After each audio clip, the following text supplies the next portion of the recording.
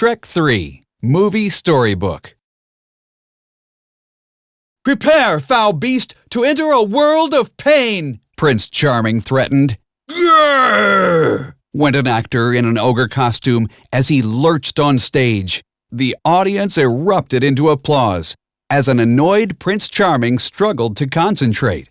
The audience mocked him further, laughing and throwing fruit. This wasn't how it was meant to be, Charming thought.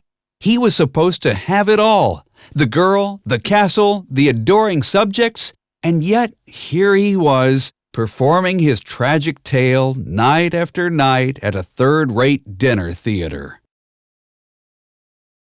Meanwhile, in the majestic castle of far, far away, Shrek and Fiona were filling in for Fiona's father, the ailing King Harald. Shrek was not happy about it. Wearing silly, frilly costumes, the pair prepared for a royal ball. "I don't know how much longer I can keep this up, Fiona," Shrek complained. Just then, Shrek got an awful itch on his behind. Scratching that itch had terrible consequences when his belt flew off, hitting Donkey. Donkey fell into a lady who pushed him into a guard. The guard dropped an axe that knocked over a vase that spilled water on Fiona. Shrek then stumbled and sent a page flying. The party was ruined. Soon after, Shrek and Fiona were summoned to King Harald's room. "I'm dying," said the king, but there was business to attend to first. "This kingdom needs a new king. You and Fiona are next in line for the throne," he said. "What? King?" Shrek didn't want to be king. He wanted to go home to his smelly swamp. There had to be someone else. And there was. A cousin named Arthur. The king proclaimed this last bit of royal information, and then he croaked. Despite the passing of Far, Far Away's beloved king, things were normal at the Poison Apple Inn, until an unwelcome intruder arrived. Prince Charming had come with one mission: to gather support from the fairy tale villains. He knew they too had been wronged, and that the villains probably wanted more out of life. He had a plan to get them on his side. "Someone decided we were the losers, but there's two sides to every story, and ours has not been told. So who wants to join me? Who wants their happily ever after?" Charming asked. The villains cheered. Charming was right. They would help him take over Far, Far Away. Determined to avoid being king, Shrek, along with Donkey and Puss in Boots, prepared for his quest, the mission to find and bring back the next heir to the throne. At the docks, Donkey kissed his wife, Dragon, and said goodbye to his baby dronkies. Fiona was there too, and she had some news she had to tell Shrek. And so Fiona shouted across the water to his ship, "Shrek, I'm pregnant! You're going to be a father!" Shrek smiled back at Fiona, but he had never been more scared in his life. At long last, the group reached their destination, a high school named Worcestershire Academy. Shrek, Donkey, and Puss marched through the campus and watched a tall, good-looking knight easily defeat a smaller, less impressive student on horseback. "Strong, handsome, face of a leader. Doesn't that look like a king?" Shrek asked. But Shrek was wrong. It turned out the winner of the joust was not Arthur at all. He was the scrawny kid who'd lost the match. Arthur hurried off away from the big green ogre and his sidekicks. Puss led them into a nearby gymnasium where Worcestershire's new mascot was being announced. "Come on out, Arthur. I know you're in here," Shrek called. "We need to be getting going. You're the new king of Far, Far Away," he added. Puss led them into a nearby gymnasium where Worcestershire's new mascot was being announced. "Come on out, Arthur. I know you're in here," Shrek called. "We need to be getting going. You're the new king of Far, Far Away," he added. While Shrek, Donkey, Puss, and Artie prepared to board their ship back to Far, Far Away, the princesses and fairy tale creatures threw Fiona a baby shower. "It's present time," Snow White sang. "Ta-da!" Pinocchio called out, spinning to reveal a baby carrier with a cozy, toasty gingerbread man placed inside. "You know, the baby's gonna love it, because I do," Gingy said. "Oh, you guys, that's so sweet. Thank you," Fiona replied. But things outside the castle weren't all cake and cookies. "Onward, my friends, to our happily ever afters," Charming called. The fairy tale villains had formed an army intent on taking over Far, Far Away. Down from the sky swooped Prince Charming, Cyclops, and the evil witches atop broomsticks. Evil trees dropped like bombs, parachuting to the ground. After invading downtown Far, Far Away, they headed for the castle, terrifying villagers all along the way.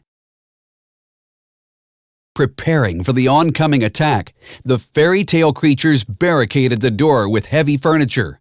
The party was officially over. As Gingy and the others stayed back, Fiona, the princesses, and the queen ran through a hidden passageway behind the fireplace. Just as the secret door slid back into place, Charming, flanked by Captain Hook and Cyclops, burst into the room. "Where are Shrek and Fiona?" Charming yelled, pointing at Pinocchio's chest. Just then, a little pig squealed their whereabouts. "He's bringing back the next heir?" repeated Charming. "No!" lied Pinocchio, his nose growing and growing. En route to the castle, Donkey and Puss told Artie all about being king. "You'll be living in the lap of luxury. They've got the finest chefs ready to take your order and royal taste testers so you don't get poisoned," Donkey explained. "And bodyguards willing to lay down their lives in devotion to you," Puss added.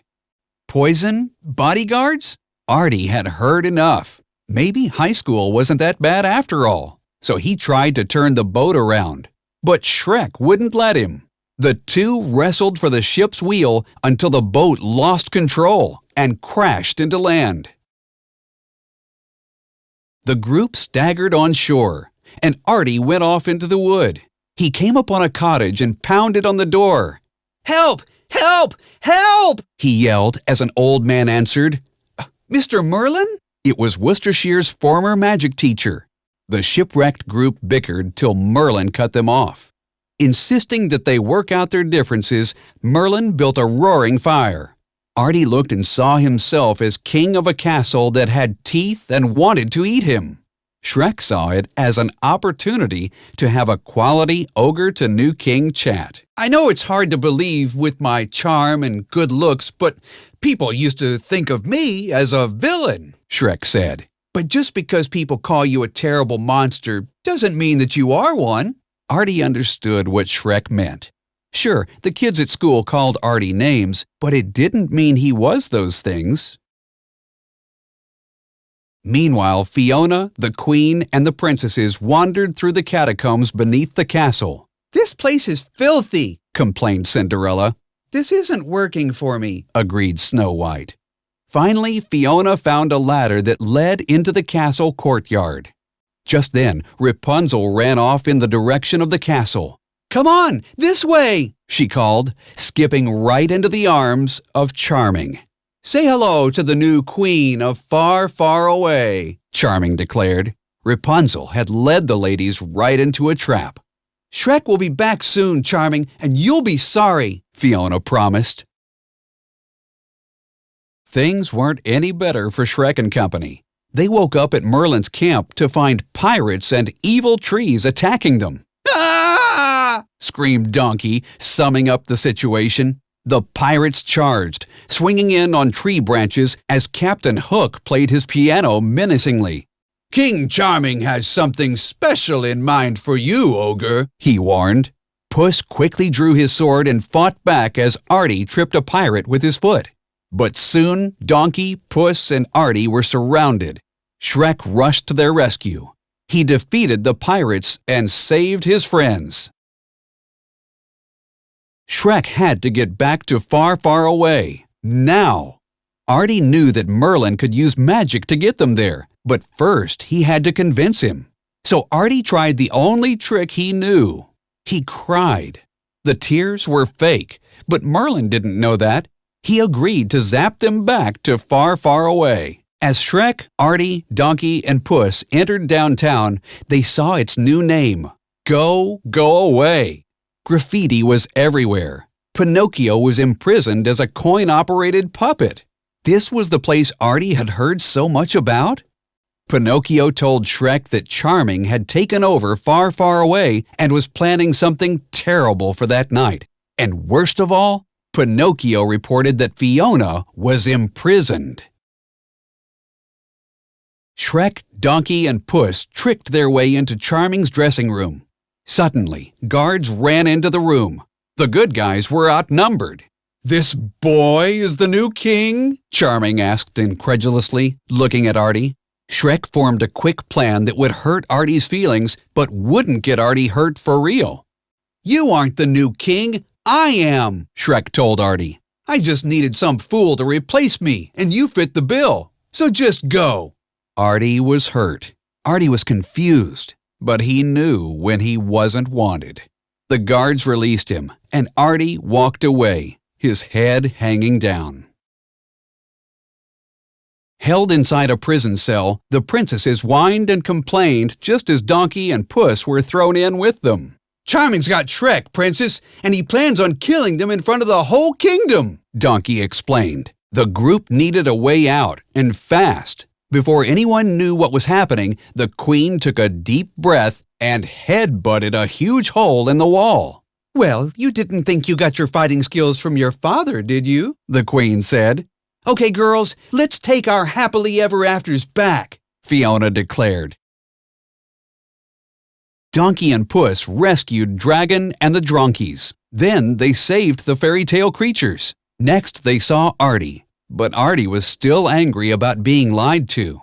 "You both knew what was happening the whole time," he shouted. Donkey and Puss explained that Shrek was only trying to protect him. Artie understood. Meanwhile, the strongest guards were no match for the ladies. They knocked Charming's men out two at a time as they advanced to the theater, just in time for the royal showdown.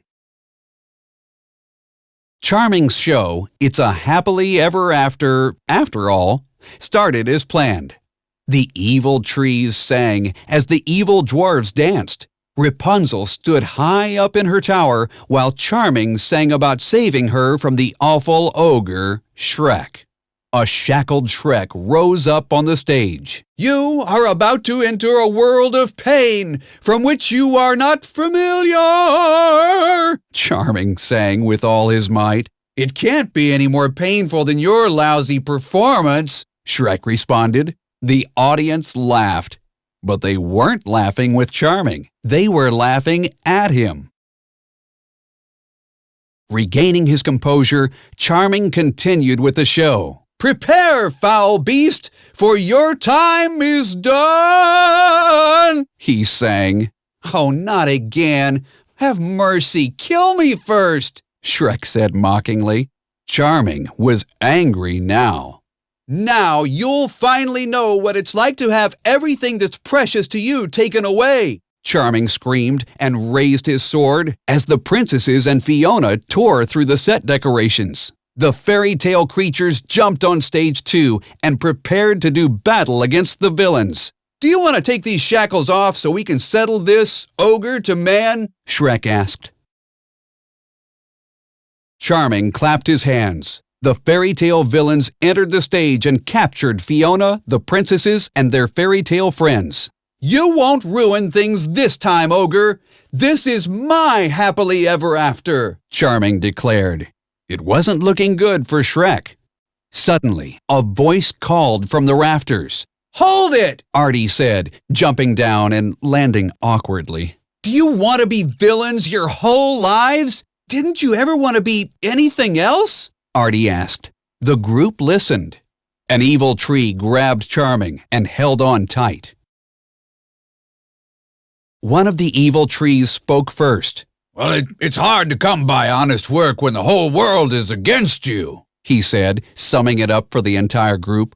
A good friend of mine told me that just because people treat you like a villain doesn't mean you are a villain, Artie said. One by one, the villains threw down their weapons and confessed their hopes and dreams. The Headless Horseman wanted to learn the guitar. The evil queen wanted to open a spa. Captain Hook wanted to grow daffodils. Shrek signaled to Dragon, and she used her mighty tail to knock Rapunzel's tower on top of Charming. He was defeated, and Artie was responsible. All of the fairy tale creatures hoisted King Artie on their shoulders. "Artie! Artie! Artie!" they cheered. Before long, the babies arrived. Yes, there were 3 little ogre babies. Shrek and Fiona's swamp home was crowded and full of excitement. Donkey and Puss paid frequent visits, as did the Queen. And before long, the formerly royal couple got into the swing of things, feeding and burping with efficiency. It wasn't the life Shrek originally imagined for himself. It was much, much better.